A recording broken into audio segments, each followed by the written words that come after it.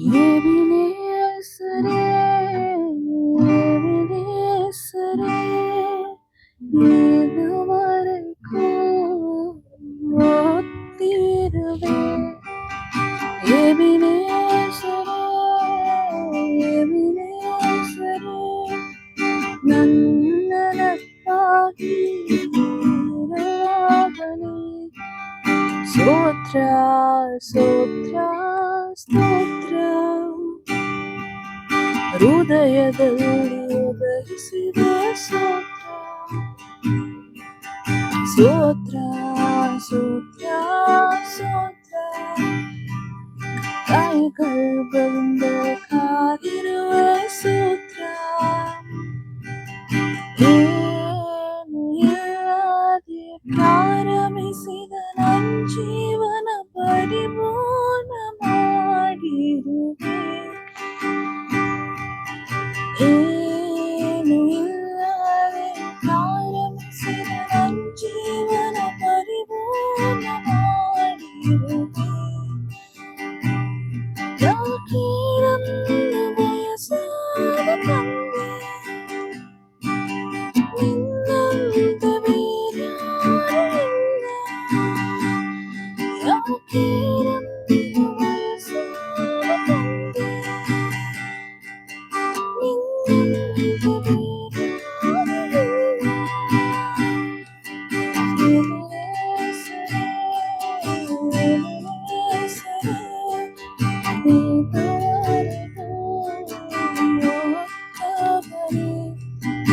ಎಬಿನೇಸರೇ, ಎಬಿನೇಸರೇ,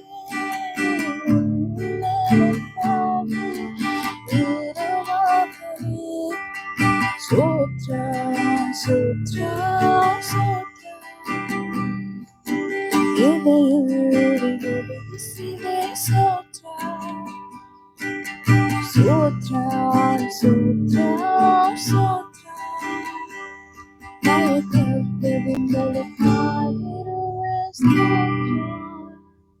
ಪ್ರೀತಿಯ ದೇವಜನರೇ, ಈ ಒಂದು ದಿನದಲ್ಲಿ ಈ ಒಂದು ವಿಡಿಯೋ ಮೂಲಕ ನಿಮ್ಮನ್ನು ಸಂಧಿಸಲು ನನಗೆ ಬಹಳ ಸಂತೋಷ. ನಾವು ಪ್ರತಿದಿನ ನಾವು ದೇವರ ವಾಕ್ಯವನ್ನ ನಾವು ನೋಡುತ್ತಾ ಇದ್ದೇವೆ. ಈ ದಿನದಲ್ಲೂ ನಾವು ವಾಕ್ಯವನ್ನ ನಾವು ಧ್ಯಾನ ಮಾಡ್ಲಿಕ್ಕಿದ್ದೇವೆ. ನಮ್ಮ ಜೀವಿತದಲ್ಲಿ, ನಮ್ಮ ಕುಟುಂಬದಲ್ಲಿ ನಮ್ಮ ಹತ್ರ ಇರುವಂತ ಕಾರ್ಯಗಳು, ಒಂದು ವೇಳೆ ವ್ಯಕ್ತಿಗಳು, ಒಂದು ವೇಳೆ ವಸ್ತುಗಳು, ಒಂದು ವೇಳೆ ಹಣ, ಆರೋಗ್ಯ, ಆಸ್ತಿ, ಏನೆಲ್ಲ ಕಾರ್ಯಗಳು ನಮ್ಮಿಂದ ಬಿಟ್ಟು ಹೋಗುವಾಗ, ನಾವು ಅದನ್ನು ಕಳೆದುಕೊಂಡಾಗ ಹಲವಾರು ಕಾರ್ಯಗಳಲ್ಲಿ ನಾವೇನ್ ಮಾಡುತ್ತೇವೆ ಅಂದ್ರೆ ಆ ಒಂದು ಕಾರ್ಯಗಳಲ್ಲಿ ನಾವು ಚಿಂತೆಗೊಳಗಾಗುತ್ತೇವೆ, ನಾವು ಅದಕ್ಕೆ ದುಃಖ ಪಡ್ತೇವೆ. ನಾವು ಇನ್ನೂ ಹಲವಾರು ಕಾರ್ಯಗಳನ್ನ ನಾವೇನ್ ಮಾಡ್ತೀವಿ ಅಂತ ಹೇಳಿದ್ರೆ, ಆ ಕಾರ್ಯಗಳನ್ನ ನೆನೆಸಿ ನೆನೆಸಿ ನಮ್ಮ ಆರೋಗ್ಯವನ್ನ ನಾವು ಕಳೆದುಕೊಂಡು ಅನೇಕ ನಾವು ಆ ಕಾರ್ಯಗಳ ಕುರಿತೇ ನಾವು ಯೋಚನೆಯನ್ನ ಮಾಡುತ್ತಿರ್ತೇವೆ. ಅದೇ ತರನೇ ಬೈಬಲಲ್ಲೂ ಸಹ ಅಬ್ರಹಾಮನು, ನಾವು ವಾಕ್ಯದಲ್ಲಿ ನೋಡುವಾಗ ಅಬ್ರಹಾಮನು ಹಾಗೂ ಲೋಟನು ಅವರಿಬ್ಬರನ್ನು ಸಹ ಒಂದು ದಿನ ನಮ್ಗೆ ವಾಕ್ಯವನ್ನು ನಾವು ಧ್ಯಾನ ಮಾಡಿದ ಪ್ರಕಾರ ಅವರಿಬ್ಬರು ಬೇರೆ ಆದ ನಂತರ ಈ ಲೋಟನು ಸೋದೋಮ್ ಗೋಮರದ ಕಡೆಗೆ ಹೋದಾದ್ಮೇಲೆ ಒಂದು ದಿನ ಆ ಸೋದೋಮ್ ಗೋಮರದಲ್ಲಿ ಐಗುಪ್ತ ದೇಶದ ಒಂದು ಜನರು, ಆ ರಾಜ್ಯರು ಏನ್ ಮಾಡ್ತಾರೆ ಅಂದ್ರೆ ಲೋಟನನ್ನ ಹಾಗೂ ಅವನಿಗಿದ್ದಂತ ಆಸ್ತಿಯನ್ನೆಲ್ಲ ಏನ್ ಮಾಡ್ತಾರೆ ಅಂದ್ರೆ ಹಿಡಿದುಕೊಂಡು ಹೋಗಿಬಿಡುತ್ತಾರೆ. ಅದಾದ ಮೇಲೆ ಅಲ್ಲಿಂದ ಆ ಗುಂಪಿನಲ್ಲಿದ್ದಂತ ಒಬ್ಬ ವ್ಯಕ್ತಿ ತಪ್ಪಿಸಿಕೊಂಡು ಹೋಗಿ ಈ ವಿಷಯವನ್ನ ಅಬ್ರಾಹ್ಮನಿಗೆ ತಿಳಿಸುತ್ತಾನೆ. ಅಬ್ರಹಾಮನ ವಿಷಯವನ್ನ ತಿಳಿದ ತಕ್ಷಣವೇ ವಾಕ್ಯದಲ್ಲಿ ನಾವು ನೋಡುವಾಗ ಅವನ ಮನೆಯಲ್ಲಿ ಹುಟ್ಟಿ ಬೆಳೆದಂತ ಸುಮಾರು 318 ಆಳುಗಳನ್ನ ಯುದ್ಧಕ್ಕೆ ಅವನು ಹೋಗಿ ಯಾವ ದೇಶದವರು ತನ್ನ ತಮ್ಮನ ಮಗನಾದಂತ ಲೋಟನನ್ನ ಕರೆದುಕೊಂಡು ಹೋಗಿದ್ದಾರೋ ಅಲ್ಲಿ ಹೋಗಿ ಅವರೊಡನೆ ಯುದ್ಧ ಮಾಡಿ ಲೋಟನನ್ನ ಹಾಗೂ ಅವನ ಸರ್ವಸ್ವವನ್ನ ಏನ್ ಮಾಡ್ತಾರ ಅಂತ ಹೇಳಿದ್ರೆ ಬಿಡಿಸಿಕೊಂಡು ಬರುತ್ತಾನೆ.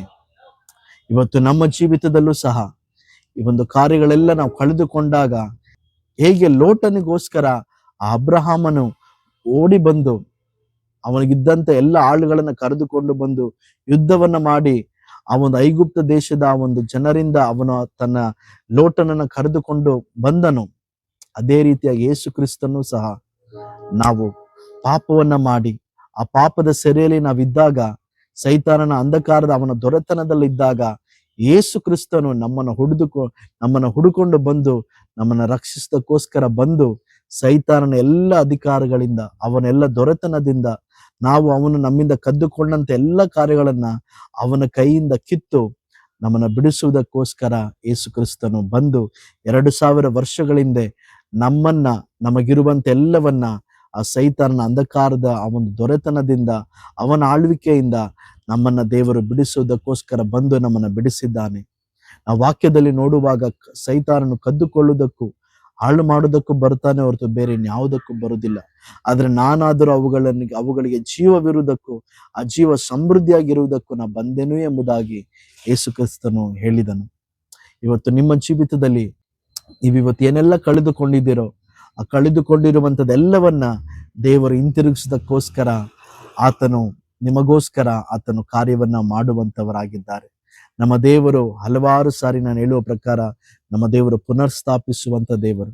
ಇವತ್ತು ನಿಮ್ಮ ಜೀವಿತದಲ್ಲಿ ನೀವು ಆರೋಗ್ಯವನ್ನ ಕಳೆದುಕೊಂಡಿರಬಹುದು, ಒಂದು ವೇಳೆ ನಿಮ್ಮ ಹಣವನ್ನ ನೀವು ಕಳೆದುಕೊಂಡಿರಬಹುದು, ಒಂದು ವೇಳೆ ನೀವು ಕೆಲಸವನ್ನ ಕಳೆದುಕೊಂಡಿರಬಹುದು, ಒಂದು ವೇಳೆ ನಿಮ್ಮ ಕುಟುಂಬದಲ್ಲಿರುವಂತ ಸಂಬಂಧಗಳನ್ನ ಕಳೆದುಕೊಂಡಿರಬಹುದು. ನೀವೇನೆಲ್ಲ ಕಳೆದುಕೊಂಡಿದ್ದೀರೋ ನೀವು ಕಳೆದುಕೊಂಡಿರುವಂತದ್ದೆಲ್ಲವನ್ನ ಪುನರ್ಸ್ಥಾಪಿಸುವುದಕ್ಕಾಗಿ ಅದೆಲ್ಲ ನಿಮ್ಮ ಕೈಯಲ್ಲಿ ತಿರುಗಿ ಕೊಡುವುದಕ್ಕೋಸ್ಕರ ಆ ಯೇಸು ಕ್ರಿಸ್ತನು ಈ ಲೋಕದಲ್ಲಿ 2000 ವರ್ಷಗಳ ಹಿಂದೆ ಬಂದನು. ಅಬ್ರಹಾಮನು ಲೋಟನನ್ನ ಆ ಒಂದು ಐಗುಪ್ತ್ಯರ ಆ ಒಂದು ಆಳ್ವಿಕೆಯಿಂದ ಅವನ ಬಿಡಿಸಿಕೊಂಡು ಸರ್ವಸ್ವವನ್ನ ಒಂದನ್ನು ಬಿಡದೆ ಅವನೇನ್ ಮಾಡ್ತಾನಂದ್ರೆ ಎಲ್ಲವನ್ನ ಅವನೇನ್ ಹೇಳಿದ್ರೆ ತಿರುಗಿಸಿಕೊಂಡು ಎಲ್ಲ ಬಿಡಿಸಿಕೊಂಡು ಅವನನ್ನ ಬಂದು ಯಾವುದೇ ಒಂದು ಹಾನಿ ಇಲ್ಲದೆ ಅವನ ಸುರಕ್ಷಿತವಾಗಿ ಕಾಪಾಡಿ ಸುರಕ್ಷಿತವಾಗಿ ಅವನನ್ನ ಇಡುತ್ತಾರೆ. ಇವತ್ತು ದೇವರು ಸಹ ನಿಮ್ಮನ್ನ ಸುರಕ್ಷಿತವಾಗಿ ಇಟ್ಟು ನೀವು ಕಳೆದುಕೊಂಡಿರುವಂತ ಕಾರ್ಯಗಳೆಲ್ಲ ಮತ್ತೆ ನಿಮ್ಮ ಕೈಯಲ್ಲಿ ಕೊಟ್ಟು ನಿಮ್ಮನ್ನು ಸಂತೋಷವಾಗಿ ನೀವು ಸಮಾಧಾನವಾಗಿ ಇರಬೇಕೆಂಬುದೇ ಆತನ ಚಿತ್ತ. ಆದ್ದರಿಂದ ಒಂದು ದಿನದಲ್ಲಿ ಒಂದು ವಾಕ್ಯದ ಮೂಲಕ ದೇವರು ನಿಮ್ಮನ್ನ ಆಶೀರ್ವದಿಸಲಿ. ಆಮೇನ್.